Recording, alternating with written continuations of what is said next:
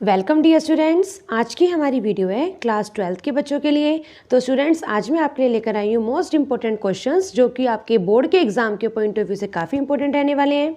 तो आज इस वीडियो में हम बात करेंगे मिक्सचर यानी कि मिक्स क्वेश्चंस की हम बात करेंगे जो आपके बोर्ड के एग्जाम के पॉइंट ऑफ व्यू से काफ़ी इंपॉर्टेंट है।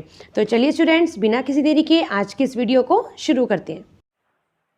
Question 1. What is cashless economy?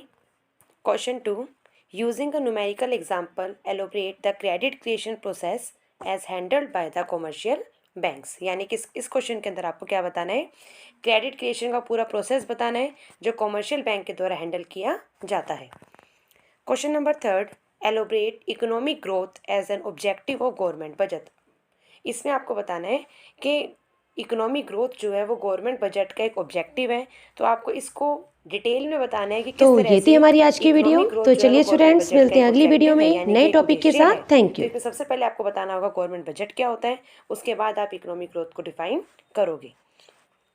Question number 4. Fiscal deficit is necessary inflationary in nature, do you agree? क्या आप इस बात से एग्री करते हो कि जो फिस्कल डेफिसिट है वो इन्फ्लेशनरी नेचर का होता है, यानी कि जो फिस्कल डेफिसिट है उसके लिए इन्फ्लेशन का होना ज़रूरी है? तो आपको ये बताना है कि आप इस बात से एग्री करते हो। यदि यस तो आपको बताना है कि इसका रीज़न क्या है, अगर नो तो आपको तब भी इसका रीज़न इसमें बताना है। Question number 5.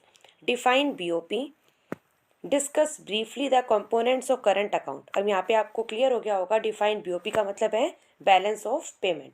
तो अब आपको बताना है कि बैलेंस ऑफ पेमेंट क्या है और इसका जो कंपोनेंट है करंट अकाउंट उसको आपको डिटेल में बताना है कि करंट अकाउंट क्या होता है, उसके आगे कौन कौन से कंपोनेंट्स पाए जाते हैं। Question number 6. Explain the concept of real GDP and nominal GDP using a suitable numerical example.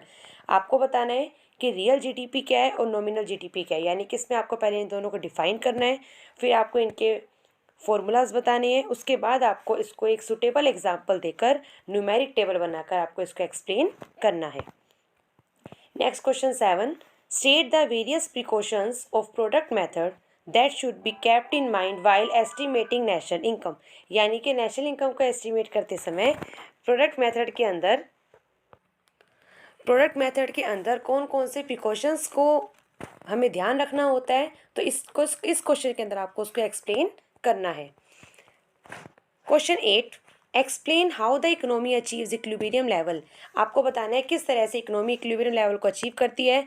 Income using consumption plus investment approach, यानी कि जब आपके पास y = C+I अप्रोच होती है तो इकोनॉमी जो है वो इक्विलिब्रियम लेवल में कब होगी।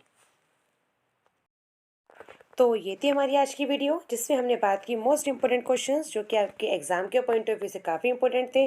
तो स्टूडेंट्स, आज मैं आपके लिए लेकर आई थी टेस्ट सीरीज़ 1। नेक्स्ट वीडियो में हम बात करेंगे टेस्ट सीरीज़ 2 की, जिसमें और आपके लिए मैं इंपॉर्टेंट क्वेश्चंस आपको प्रोवाइड करवाऊंगी। तो चलिए स्टूडेंट्स, मिलते हैं अगली वीडियो नए टॉपिक के साथ। Thank you.